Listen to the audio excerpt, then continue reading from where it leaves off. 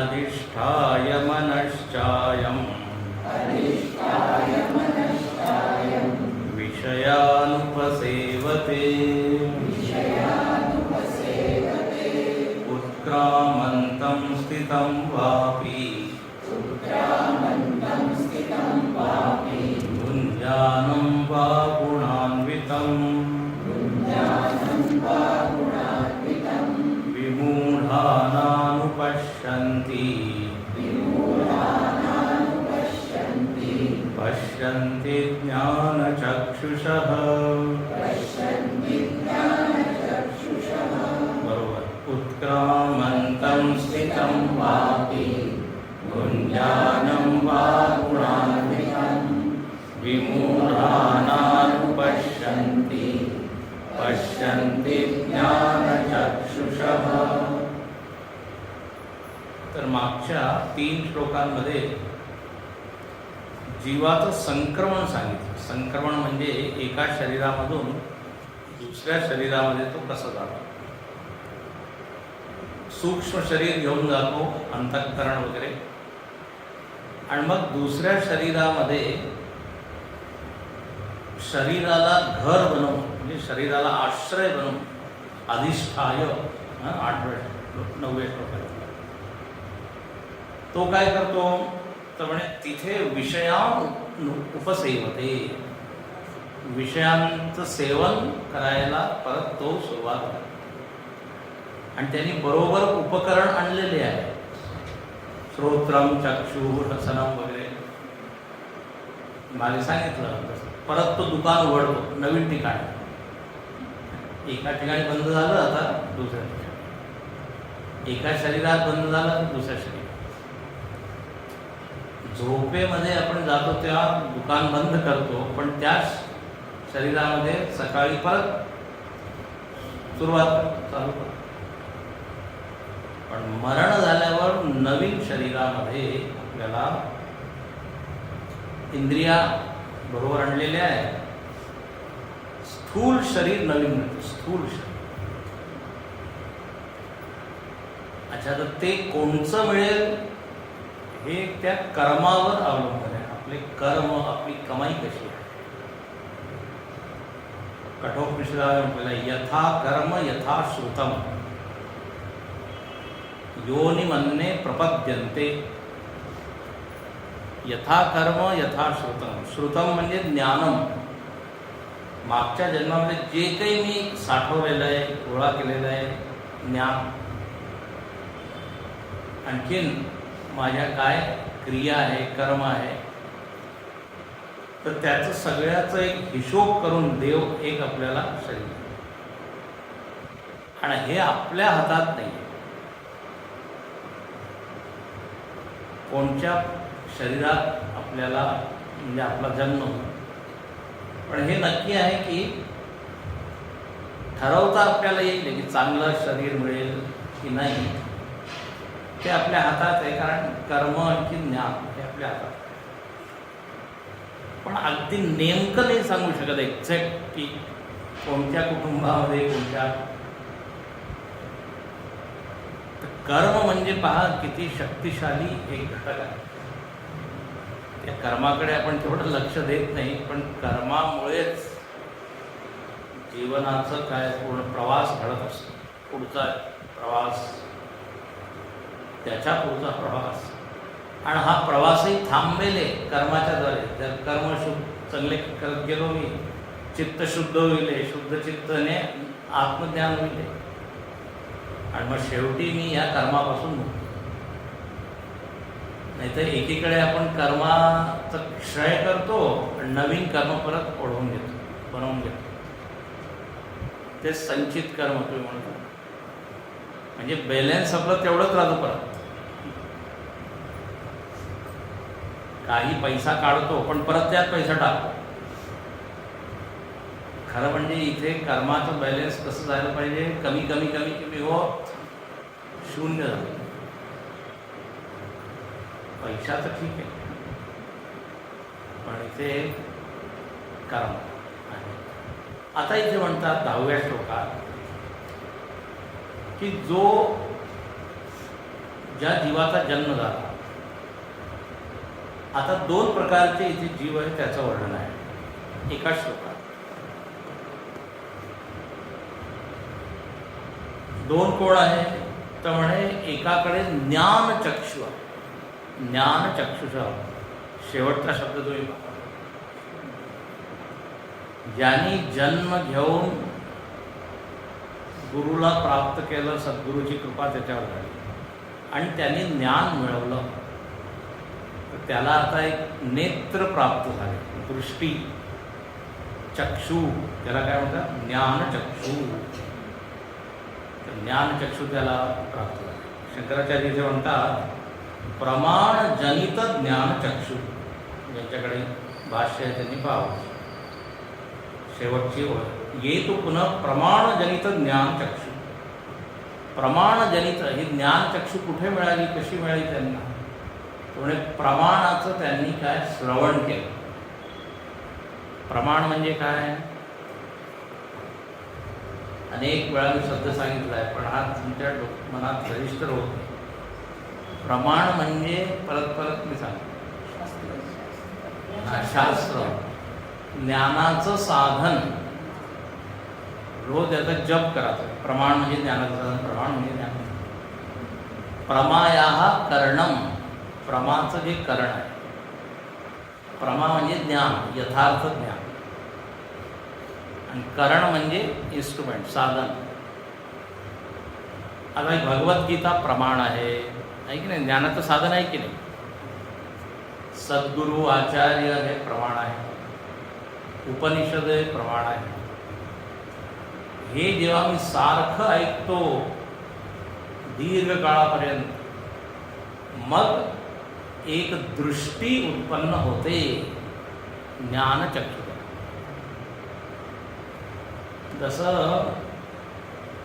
वैद्यकीय कॉलेजमध्ये तुम्ही जाता, मेडिकल कॉलेज, 5 वर्ष 6 वर्ष, आता रोज रोज रोज क्लासेस तुम्ही अटेंड. तर आता एक जेव्हा डिग्री मिळते किंवा जेव्हा बाहेर निघतात, एक तुम्हाला चक्षु मिळाला नाही, ज्ञानचक्षु. आता तुम्ही लोकांची चक्षु टेस्ट करू शकता, म्हणजे जर आय स्पेशलिस्ट जात असेल, कारण याला नेत्र मिळालेलं आहे, एक ज्ञानाचं नाही. त्याने तो नेत्राचा उपचार करू शकतो. इंजिनियर आहे, त्याला एक ज्ञानाची दृष्टी. पण त्यासाठी किती सातत्याने प्रयत्न करावा. त्याचप्रमाणे इथे काय, आत्म्याबद्दल एक दृष्टी त्याला म्हणते, स्वतःबद्दल की मी कोण आहे. प्रमाणजनित ज्ञानचक्षु. अच्छा, आता हे जे ज्यांनी ज्ञानचक्षु मिळवली आहे, आता तुम्हाला सांगतो, चक्षुसुद्धा अनेक प्रकारचे. एका संतांनी खूप छान सांगितलं, सगळ्यांकडे तर ज्ञानचक्षु नाही आहे. शंकराकडे आहे किंवा ज्ञानी लोकांकडे आहे. आपल्याकडे स्थूल चक्षु, तुम्हाला वेगवेगळे तुम्हाला चक्षु सांगतो. चक्षु म्हणजे नाही तर दृष्टी. आपली काय स्थूल दृष्टी आहे, तर स्थूल चक्षु. चर्मचक्षु म्हणा त्याला. हा नाही, आधी स्थूल चक्षु म्हटलं, म्हणजे जसे पशूंकडे जे चक्षु असतात की चर्मचक्षु, जे दिसतं तेच आहे, याला म्हणतात स्थूल चक्षु. आणि ज्यांची बुद्धी स्थूल असते एकदम, त्यांना काही जास्त समजत नाही. स्थूल शब्दाला मराठीमध्ये काय शब्द आहे? ग्रास. मराठी शब्द आहे.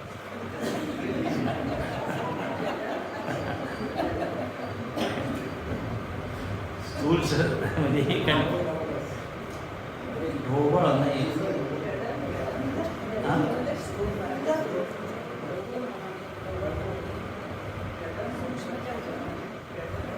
जड जड, जसं जड असतं का, जड माणूस एकदम, त्याला काही कळत नाही, त्याला रॉ म्हणतात, ते रॉ.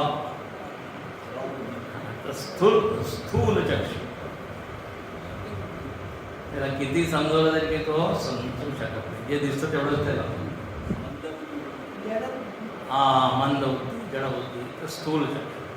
मग दुसरी चक्षु आहे सूक्ष्म चक्षु. ज्याची बुद्धी थोडी सूक्ष्म झालेली आहे, तो जे दिसत आहे ते खरं नाही मानत, त्याच्या पलीकडे. आता असे वैज्ञानिक लोकांकडे सूक्ष्म चक्षु. त्यानंतर आपण जो मायक्रोस्कोप असतो का नाही, सूक्ष्मदर्शी यंत्र, जे डोळ्याने आपल्याला दिसत नाही, मग ते त्या यंत्राने दिसतं. सूक्ष्मदर्शी. तर लोकांची बुद्धी ज्याची सूक्ष्म आहे, तल्लख बुद्धी, सूक्ष्म बुद्धी, चाणक्य वगैरे आहे की नाही असे विद्वान लोक, त्याचे सूक्ष्म बुद्धी, त्याला सूक्ष्म चक्षु म्हणून. एक अशी चक्षु म्हटली आहे, त्याला म्हणतात अनुमान चक्षु. अनुमान चक्षु. हां, सिक्स्थ सेन्स एक अजूनच वेगळं. हां, अनुमान म्हणजे आपण अनुमानाने समजतो, प्रत्यक्ष दिसत नाहीये, पण अनुमान, कॅल्क्युलेशन करून असं म्हणजे असं तर्क, युक्ती.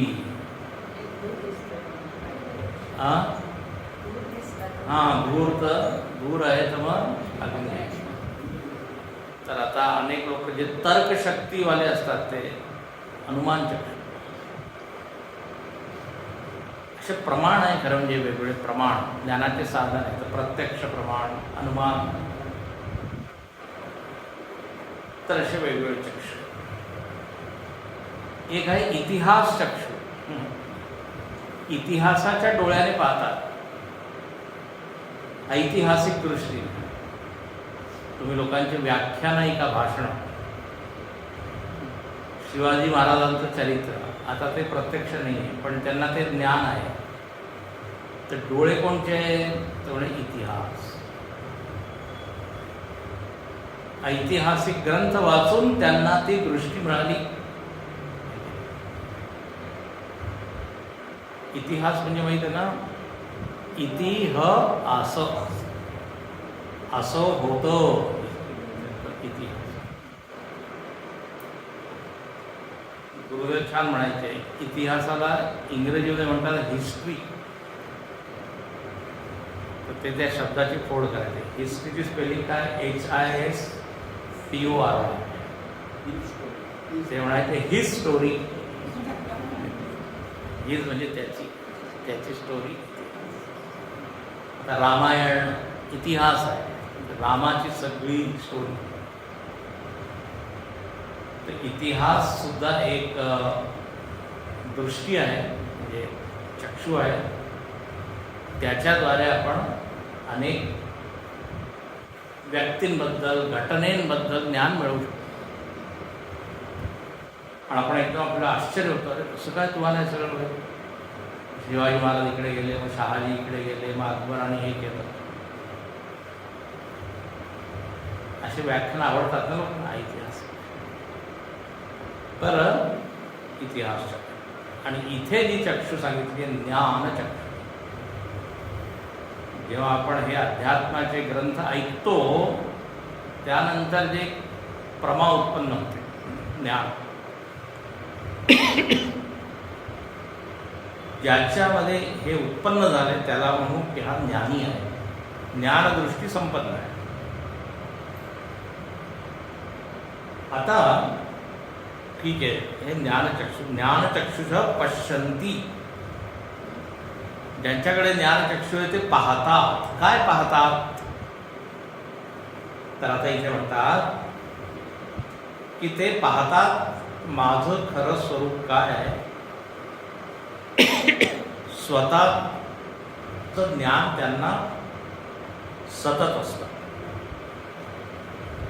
ठीक आहे. अच्छा, केव्हा असतं? तर इथे पहिल्या गोळीमध्ये 4 शब्द दिले आहेत. उत्क्रामंतम, स्थितम, भुंजानम, गुणान्वितम. आता या 4 स्टेजेस आहेत, 4 स्थिती आहेत. या सगळ्या स्थितींमध्ये त्याला स्वतःची जाणीव असते की मी कोण आहे. ठीक आहे. जसं आपल्याला सतत जाणीव आहे की मी मनुष्य आहे. कोणची अवस्था असू दे, मी दुःखी आहे तेव्हा सुद्धा मला माहिती आहे मी मनुष्य आहे, आनंदी आहे तेव्हा सुद्धा, निराश आहे तेव्हा सुद्धा, एकांतात आहेत तेव्हा सुद्धा, लोकांमध्ये आहे तेव्हा सुद्धा. तर सगळ्या परिस्थितींमध्ये अहम जानामी अहम मनुष्य. ठीक आहे. त्याचप्रमाणे हा जो ज्ञानी आहे हा सुद्धा प्रत्येक अवस्थेमध्ये स्वतःला जाणतो. आता पहिली इथे सांगितली उत्क्रामंतम. उत्क्रामंतम म्हणजे परित्यजंतम देहम. आता तो देह सोडत आहे, त्याचं प्रारब्ध पूर्ण झालं, देह सोडत आहे. आता त्या अवस्थेमध्ये सुद्धा त्याला माहीत आहे की मी या देहापासून वेगळा आहे. कळलं का? उत्क्राम, देह जेव्हा सोडत आहे. त्यानंतर स्थितम. स्थितम म्हणजे शंकराचार्य म्हणतात पूर्वोपात्तम देहम. जे शरीर त्याला मिळालेलं आहे पूर्व कर्मांमुळे, आता या वर्तमान शरीरामध्ये तो स्थित आहे. आता तो शरीरामध्ये वर्तन करत आहे, व्यवहार सगळा करत आहे, पण सगळं करताना सुद्धा त्याला जाणीव आहे की नाही. स्थितम म्हणजे जेव्हा जीवन जगत आहे तेव्हा सुद्धा सतत भान आहे. म्हणून अशा माणसाला म्हणतात जीवनमुक्त. है ना. जीवन जगत असताना सुद्धा त्याला आपल्या मुक्त स्वरूपाची जाणीव आहे. का जाणीव आहे? कारण त्याचे ज्ञान नेत्र उघडलेले आहे. का उघडले आहे? कारण त्यांनी अभ्यास केला आहे. तो प्रत्येक महिन्यात येत होता. प्रमाणजनित ज्ञान आता सांगितलं ना, सातत्याने त्यांनी त्याच्यावर मेहनत घेतली, प्रयत्न. आपले काय, आपलं अशी स्थिती आहे जसं अलार्म वाजला की थोड्या डोळे उघडतात ना, अलार्म बंद झाला थोड्या वेळासाठी डोळे उघडतात. बरोबर. तर स्थितम. अच्छा, तिसरं म्हणतात भुंजानम. भुंजानम म्हणजे भोग करताना सुद्धा त्याला माहित आहे की मी कोण आहे. आता भुंजानम म्हणजे शंकराचार्य म्हणतात शब्दादींच उपलभमानम. जेव्हा शब्द, स्पर्श, रूप, रस, गंध सगळ्यांचा तो अनुभव करत आहे, त्यांचा तो काय उपलब्ध करत आहे या सगळ्यांना, म्हणजे अनुभव करत आहे, त्यालाच म्हणतात भोग. आता प्रवचनाचा तुम्ही भोग करता, जेवायला बसलो अन्नाचा भोग, काही चांगलं दृश्य आहे त्याचा आपण भोग करतो. आता देवाला जेव्हा नैवेद्य दाखवतात तेव्हा हिंदीमध्ये म्हणतात भोग लगा दो. भोग म्हणजे फक्त एकच क्रियाला भोग नाही म्हणत, मैथून क्रियाला भोग म्हणत असं नाही. भोग म्हणजे सगळं चांगलं वाईट हे अनुभव करतात. तर म्हणे भोगम भुंजानम शब्दादींच उपलभमानम. तेव्हा सुद्धा त्याला माहीत आहे. आता हाच वर्णन पाहिजे भजगोविंदमध्ये आहे की नाही. योगरतो वा, हा तिथे आलं की नाही, भोगरतो. संगरतो वा संगमी. यस्य ब्रह्मणि रमते चित्तम नंदती नंदती नंदती. ज्याचं चित्त ब्रह्मामध्ये आहे, मग तो एकटा असो, तो योगा करत असो की जेवण करत असो, व्हॉट्सअप पाहत असेल तरी त्याला माहिती आहे. जसं आपल्याला आपल्या पहा ना, मी स्त्री आहे पुरुष आहे सगळं जाणीव आहे की नाही, सगळं करतात तसंच. भुंजान 3 झालं. चौथं गुणान्वितम. गुणान्वितम म्हणजे शंकराचार्य म्हणतात सुख दुःख मोहाख्यैहि गुणैहि अन्वितम अनुगतम संयुक्तम. आता परिस्थिती येत आहे त्याच्यामध्ये कधी सुख दुःख, कधी मोहित करणारी परिस्थिती, कधी भ्रमित करणारी, कधी आनंद देणारी परिस्थिती. तर याला तिथे गुण म्हटले आहे. गुणैही सुख दुःख मोहाख्यैही. सुख दुःख, मान अपमान, निंदा स्तुती, या सगळ्या परिस्थितींमध्ये त्याला माहीत आहे की मी कोण. अन्वितम अनुगतम. अन्वितम म्हणजे त्याच्यामध्ये तो गेलेला आहे, म्हणजे त्याला माहीत आहे सोप्या भाषेत की मी खरोखर, माझा काही मान होत नाही, अपमान होत नाही, मी त्या मान अपमानाच्या पलीकडे असं.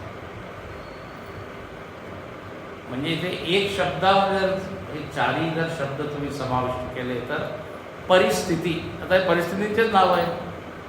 उत्क्रामंत म्हणजे मरण्याची स्थिती, स्थितम म्हणजे जीवन जगत, भोग करत आहे ही परिस्थिती. द्वंद्वामध्ये मी सतत वावरत आहे, द्वंद्व ही परिस्थिती आहे. तर सर्व परिस्थितींमध्ये ज्ञानचक्षुष पश्यन्ति. ज्याच्याकडे ज्ञानचक्षु आहे त्याला तो फसत नाही, तो अडकत नाही असं. त्याचं ज्ञान एकदम स्वच्छ आहे, स्पष्ट आहे. त्याला म्हणतात करामलकवत. हातामध्ये जर एक आवळा ठेवला तर कसं स्पष्ट दिसतो आवळा, त्याप्रमाणे पश्यन्ति ज्ञानचक्षु. अच्छा, आता दुसरे लोक, आता शंकराचार्य इथे म्हणतात की एनम अत्यंत दर्शन गोचर प्राप्त. शंकराचार्य म्हणतात की ही आत्मवस्तू इतकी सहज आहे, सोपी आहे, तुम्हीच आहात, तरी लोकांना कळत नाही. अत्यंत दर्शन गोचर प्राप्त. इंग्रजीमध्ये याला म्हणतो यू कांट मिस इट. आपण आपल्याला मिस करू शकतो का? It is so vivid and clear. अहम मी आहे, बट स्टील जे विमूढ लोक आहेत ते पाहू शकत नाही. म्हणून पहा, विमूढा नानु पश्यन्ति. विमूढ लोक पाहू नाही शकत. म्हणे हे का मूढ झाले आहे? मूढतेचं कारण काय? मूढ म्हणजे काय? अज्ञानी. त्यांचे डोळेच उघडले नाही. आणि डोळे का नाही उघडले? म्हणजे ज्ञानाचे डोळे का? दुसरे डोळे म्हणजे दुसरीकडे सगळं फारच ज्ञान आहे, त्यांना जास्त ज्ञान. म्हणून शंकराचार्य इथे छान म्हणतात, दृष्ट अदृष्ट विषय भोग बलाकृष्ट चेत तया अनेकदा मूढा. म्हणे अनेक प्रकारे हे लोक मूढ झालेले आहेत, मोहित झालेले आहेत. अनेक प्रकारे म्हणजे काय? दृष्ट अदृष्ट विषय. दृष्ट म्हणजे प्रत्यक्ष विषय, या जगामध्ये जे विषय आहेत त्याच्यामध्ये ते मोहित झालेले आहेत. दृष्ट विषय त्याच्यामध्ये ते आकृष्ट तिकडे ओढले जातात. बलात् इतकं त्याच्यामध्ये शक्ती आहे त्या विषयांमध्ये, तिथे ओढले जातात. जसं एक चुंबक असतं की नाही, त्याप्रमाणे. पण पहा, चुंबकमध्ये ते लोहकणच आकृष्ट होतात. लाकडाचं जर तुम्ही पावडर टाकली तर काही नाही होणार. त्याचप्रमाणे आपल्यामध्ये जर कमतरता असेल तर आपण ओढले, नाही तर काय? ज्याची आपल्याला इच्छा नाही आहे त्या वस्तू जर समोर ठेवल्या तरी अहम विरक्त. पण माझ्या इच्छेची आवडती वस्तू तर इथे म्हणतात दृष्ट विषयामध्ये तो आकृष्ट होतो. कारण त्याला तेवढं ज्ञान नाही आहे, तेवढं मन त्याचं शुद्ध नाही आहे, सूक्ष्म नाही आहे. अच्छा, दृष्ट किंवा अदृष्ट विषय. अदृष्ट म्हणजे जे पाहिलेले नाही आहे, जे प्रत्यक्ष नाही आहे. आता याचा दोन अर्थ होतात. अदृष्ट म्हणजे जे परोक्ष आहे, समोर नाही आहे आता भारतामध्ये जी वस्तू नाही अमेरिकेत आहे, आता अमेरिकेत जायची त्याला इच्छा आहे. अदृष्ट आहे ना अमेरिका. हां, तरुण लोकांचं जीवनाचं ध्येय काय? अमेरिका. कोणाचं इंग्लंड, कोणाचं ऑस्ट्रेलिया, कोणाचं अदृष्ट विषय. तिथे गेल्यावर ते विषय दृष्ट होऊन जातात. काही लोक म्हणतात अरे भारतामध्ये ठीक होतं, तिथे आपण कसंही राहू शकत होतो, इथे तर फारच नियम आहे आणि फारच कुठे थुंकू नाही शकत आणि गाडी कशी नाही चालवू शकत. इथे म्हणजे एकदम फ्री आहे, एकदम कुठेही काही करा. तिकडे तर थोडंसं आग वगैरे लागली ना तर एकदम तर फायर वाल्या जातात, काही करू नाही. तिकडे अमेरिकेमध्ये मी होतो, हवं नाही करायचं तर सगळं असं पूर्ण एक कापड लावून असं एक आडोसा तयार करून असा, कारण जर आग पाहिली कोणी लगेच कंप्लेंट करते फायर फायर. ते हवन करणं म्हणजे सुद्धा आहे. तर उदाहरण देत आहे की अदृष्ट विषयामध्ये आपण काय थोडं आकृष्ट. तर एक तर याच पृथ्वीचे जे लोक म्हणजे भोग आहे ते अदृष्ट. एका शहरामध्येच असतं की नाही, या दुकानाचं मी खाल्लं आहे पण त्या पांडेचं नाही खाल्लं आहे किंवा बुधाचं नाही, अदृष्ट आहे. गल्लीमध्ये दुकान तिथूनच अरे तुम्ही आता एवढी तारीफ केली की तो तिथे. आता याला तुम्ही एक्सटेंड करत जा. तर मग स्वर्ग वगैरेचे जे भोग आहे, आता आपल्याला त्याच्याबद्दल काही जास्त हे नाही, कारण विश्वासच नाही अनेक लोकांना. पण काही लोक आहे म्हणजे आम्हाला स्वर्गामध्ये जायचं, त्यासाठी ते यज्ञ वगैरे करतात. तर दृष्ट अदृष्ट विषयामध्येच ते लोक अडकलेले आहे सामान्य. आणि म्हणून अनेकदा मूढाः न अनुपश्यन्ति, ते पाहतच नाही. आनंदाचा खजिना इथे आहे, कुठे कुठे पाहत आहे कधी. आणि ते शंकराचार्य खूपच छान वाक्य लिहितात, खूपच छान. अहो कष्टम वर्तते इति अनुक्रोशति च भगवान. देवाला खूप त्रास होतो, ही फार दुःखाची गोष्ट आहे की पहा, बडे दुःख की बात आहे. देव म्हणतो मी तुझ्या हृदयामध्ये आहे आनंद रूपाला, इकडे तिकडे तू भडकत आहे, भटकत आहे. कष्टम वर्तते. अहो, संस्कृतमध्ये अहो म्हणजे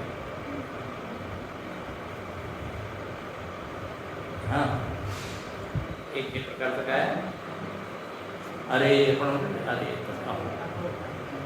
अहोचा शब्द वेगळाही अर्थ आहे मराठीमध्ये. अहो बोलवण्यासाठी, पण इथे अहो कष्ट होतं. अरे फार दुःखाची ही गोष्ट आहे, पाहत नाही लोक. अनुक्रोशते भगवान. तर याप्रमाणे या श्लोकामध्ये मूढ लोक कोण आहे, आणखी ज्ञानी लोक कोण, त्याचं वर्णन. आणि ते विमूढा, विविध रूपेण मूढा, अनेक प्रकार. म्हणजे कोण कुठे अडकलेलं आहे, कोण कुठे बसलेलं आहे, कोणाची कुठे आसक्ती आहे, कोणामध्ये काय विकनेस आहे, सगळ्यांमध्ये काही ना काही आहे ना कमजोरी. अनेक प्रकारे आपण मूढ. लोकांना मला गोड आवडत नाही पण मला तिखट अलग पाहिजे, कोणाला तिखट नको गोड पाहिजे. म्हणजे काही ना काही एक रोग आहेच. तर आत्म्याकडे बघत नाही न अवश्य. ठीक आहे. आता पुढे म्हणतात की परत इथे वर्णन आहे दोन लोकांचं, की ते पाहतात आणि ते पाहत नाही. अच्छा, पाहतात इथे वर्णन आलेलं आहे पश्यन्ती. पाहणं म्हणजे काय? संशय विपर्यय रहित पक्क दृढ जाणणे. कोण आहे हा? त्याला जाऊन विचार करतो. कोणाची गाडी वगैरे तर नाही बाहेर? गाडी असेल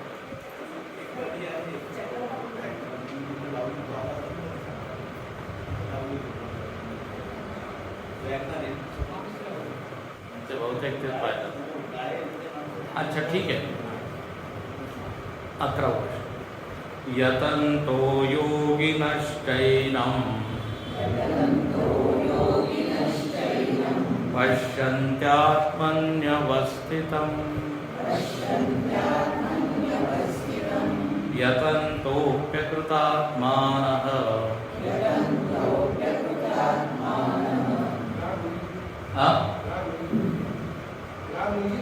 लहान मुलगी होती. मोठे मुलं आले होते ना.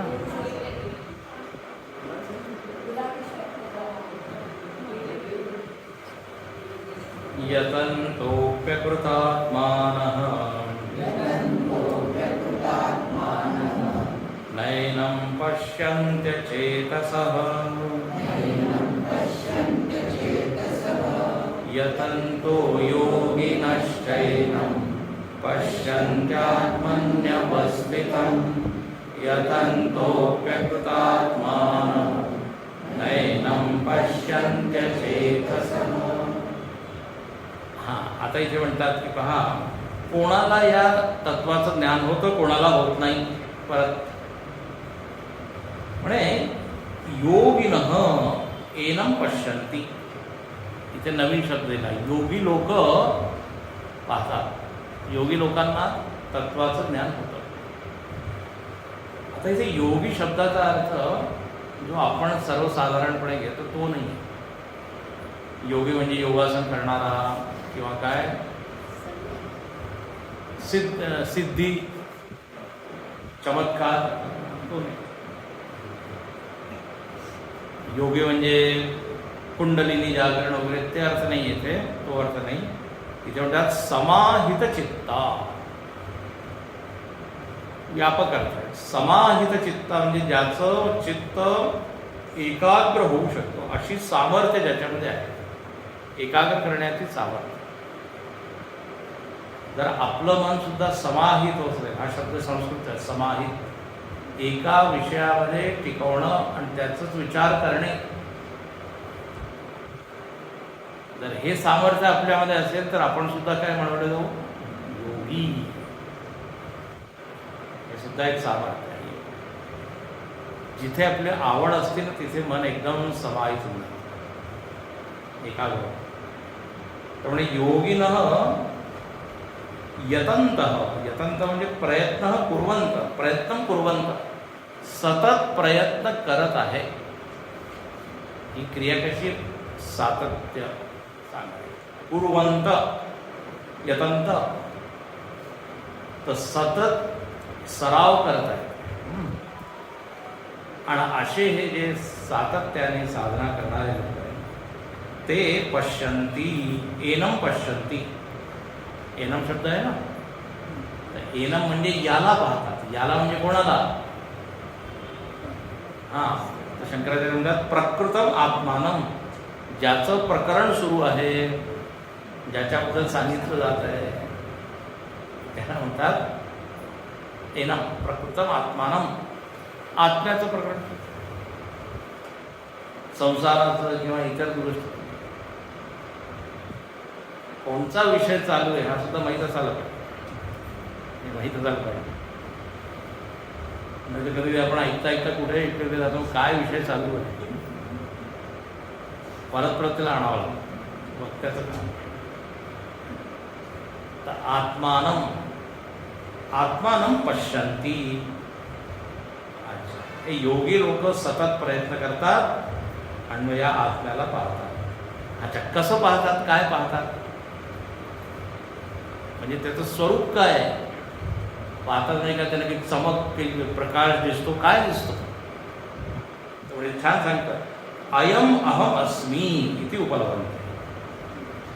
म्हणे आत्मतत्व मी आहे अशी त्यांना जाणीव होते. अयम अहम, मी हा आहे, मी या आत्मा आहे. आपण आत्मसाक्षात्कार म्हणतो. लोकांना अशी काही कल्पना, काही डोळ्यामध्ये काही चमकत असेल, शरीरामध्ये काही होत असेल, पण असं नाही. स्वतःची जाणीव त्याला होते आणि ती टिकून राहते. खरं ज्ञान ते आहे. नाही तर असे ग्लिम्स म्हणजे काय झलक, मराठीमध्ये काय म्हणतात ग्लिम्स, एक झलक आहे. त्यामुळे अशी आपल्याला सुद्धा वाटतं ना कधी कधी, म्हणजे ज्ञान स्थिरावलं पाहिजे. त्यामुळे पश्यन्ति आत्मनी अवस्थितम, स्वतःमध्ये ते पाहतात, स्वतःला स्वतःमध्ये पाहतात. इथे शंकराचार्य छान सांगतात, स्वस्याम बुद्धौ अवस्थितम. कुठे पाहतात? बाहेर नाही पाहत, ते आपल्या बुद्धीमध्येच त्यांना ज्ञान होतं. लक्षात घ्या, अज्ञान कुठे आहे? बुद्धीमध्ये. तर ज्ञानही कुठे होईल? बुद्धीमध्ये. जसं एका खोलीमध्ये अंधार आहे, प्रकाशाला तर खोलीमध्येच प्रकाश, तर बुद्धीमध्ये ज्ञान आहे, बुद्धीमध्ये अज्ञान. विचार करून करून ती बुद्धी ज्ञान संपन्न होऊन हळूहळू ते बुद्धीमधील सगळे चुकीचे विचार निघून जातात. जसं एक शाही असते ना, शाही त्या बॉटलमध्ये ठेवतात, आता त्याला निळा रंग आहे. एकाने उदाहरण दिलं, तर नळाच्या खाली आपण जर ठेवलं तर आधी तर थोड्या वेळ त्यावेळेला निळं पाणी येईल, म्हणजे त्याच्यावर. पण सतत जर ते ठेवलं तर हळूहळू ते फिक्क होत जातं आणि मग स्वच्छ. त्याचप्रमाणे बुद्धीमध्ये जे सगळे चुकीच्या धारणा विचार ते हळूहळू निघून मग स्वच्छ. तर बुद्धौ अवस्थितम म्हणून कठोपनिषदामध्ये म्हटलेलं आहे की ज्याची बुद्धी सूक्ष्म असते त्याला त्याचं ज्ञान होतं. स्थूलता काढावी लागेल. स्थूल विषय आहे ना, आता स्थूल विषयामध्ये जर आवड असेल तर मग ही सूक्ष्म विषय काही कळत. स्थूल विषय म्हणजे काय? राजकारण, बाहेर घडामोडी, समाज किंवा नात्या रिश्त्यांमध्ये, नातेवाईकांमध्ये काय चालू आहे, याची सून काय करत आहे, याची सासू काय करत आहे, हे सगळे जे विषय त्याच्यामध्ये. आणि त्याला एकदम जर सांगितलं तुम्ही चिदानंद रूप आहोत, त्याला म्हणे मी सासू आहे, तर मला हे काय तुम्ही सांगता, एकदम त्याला हे करा. म्हणून हळूहळू त्या बुद्धीला तयार करावं लागतं. आणि तो पहिल्या दिवशी एकदम जो येतो एकदम त्याला कळत नाही, हे वेदांत सगळं डोक्यावरून गेलं, कारण त्याची बुद्धी ती तयार झालेली नाही. ऐकून ऐकून ऐकून आत्मनी अवस्था. अच्छा, आता पुढे म्हणतात यतंतः अपि अकृतात्मान न एनं पश्यन्ति. आता एक पहिल्या वेळी तर योगी लोकांचं, दुसरे आता असे काही साधक आहे, बहुतेक आपण या कॅटेगरीमध्ये आहे. यतंतः प्रयत्न खूप करतात. यतंत, आता यतंत म्हणजे काय? रोज मी सकाळी उठत आहे, थोडं जप करत आहे, पूजा करत आहे, थोडं काही काय श्लोकही पाठ करत आहे. यतंत, आळशी नाही आहे. यतंत म्हणजे प्रयत्न करत, पण तरी मला काही ते उमजत नाही, आकलन होत नाही, कळत नाही आहे ना. असं वाटतं मी काही प्रगती करत नाही आहे, असं कधी कधी वाटतं. ही वस्तुस्थिती आहे, साधकामध्ये अशी एक स्थिती आहे. त्यामुळे याच्यामध्ये कारण काय, असं का होतं? तर म्हणे अकृतात्मा. अकृतात्माचा अर्थ शंकराचार्यांनी केलाय असंस्कृतात्मा. आपण अंतःकरणाला जेवढं संस्कारी करायला पाहिजे तेवढं अजून नाही. असंस्कृत आत्मा म्हणजे विकृत आत्मा. आपल्यामध्ये अजून भरपूर विकार आहेत, त्यामुळे काय आहे ते ज्ञानाचा तो जो प्रभाव व्हायला पाहिजे तो होत नाही, कमी पडतो. तर अकृतात्मानं न पश्यन्ति, असं नाही आहे ते प्रामाणिकपणे प्रयत्न करत नाही, करत आहे, पण अजून मनाला काय करावं लागेल, संस्कारी, स्वच्छ, अशुद्ध, असंस्कृत आहे. एकाने गमतीने सांगितलं म्हणजे असंस्कृत आत्मा म्हणजे ज्याला संस्कृत येत नाही त्याला हा आत्मा दिसणार नाही, असा अर्थ आहे का म्हणे निघायचं. संस्कृत हा क्वेश्चन संदर्भ नाही. पण संस्कृत शब्दाचा अर्थ खूप छान आहे. सम्यक कृता, ही चांगली काय केलेली आहे, स्वच्छ केली, त्याच्यावर विकार नाही, संस्कारित भाषा, त्यामुळे संस्कृत. तर अंतःकरणाला आपल्याला काय करावं लागेल, जसं आपण न्हाव्याकडे जातो तर काय आपल्या चेहऱ्याचा आपण शृंगार संस्कृत करतो, विकार बाजूला. त्याचप्रमाणे शंकराचार्य म्हणतात, तपसा इंद्रिय जयेन च दुश्चरितात अनुपरता. खूप मोठं इथे वाक्य लिहिलं आहे. म्हणे आता संस्कृत कसं व्हायचं, संस्कारी कसं व्हायचं, तर म्हणजे तप करा, इंद्रियांवर विजय मिळवा, आणि दुश्चरिता जे दुराचरण आहे म्हणजे ते सोडा. म्हणून संस्कृत याच्यामध्ये श्लोक आलेला आहे, मंत्र आलेला आहे, ना विरतो दुश्चरिता ना शांतो ना समाहिता. कठोपनिषद. ज्यांनी दुश्चरित्र सोडलं नाही, दुराचरण सोडलं नाही, त्याला हे तत्व कधीच उमजणार नाही, दिसणार. ना विरतो दुश्चरित्र. तर म्हणजे शरीराच्या स्तरावर काय पाहिजे, चांगले करा. मनाच्या स्तरावर भाव सौंदर्य, स्वभाव सौंदर्य, स्वभाव सुंदर असायला पाहिजे, भाव सुंदर, आणि गुणांनी भरलेला असायला पाहिजे, तेव्हाच ते मन सुंदर होतं. त्यानंतर शरणागती असायला पाहिजे, शरणागती पत्करली पाहिजे, त्यानेच मन काय होतं, संस्कृत होतं. नाही तर अभिमान असतो की नाही, जो अभिमानी व्यक्ती तो शरणागती कधी नाही करतो. तर शरणागती, थोडी भक्ती, भगवंताविषयी थोडी आवड, त्यांनी मन चांगलं काय स्वच्छ होतं. आणि बुद्धीच्या स्तरावर काय पाहिजे, तर म्हणे आत्मविचार. फक्त संसारावर विचार. तर ज्यांनी या तिन्ही स्तरावर काम केलंय, शरीराच्या स्तरावर कर्माच्या संदर्भात चांगले कर्म, मनाच्या स्तरावर चांगली भावना, बुद्धीच्या स्तरावर सूक्ष्म विचार, सद्विचार, आणखी संस्काराच्या स्तरावर म्हणजे स्वभाव, स्वभावाला त्याने काय थोडं सुधरवलंय, त्याला आपण म्हणतो ना संस्कारित झाला हा.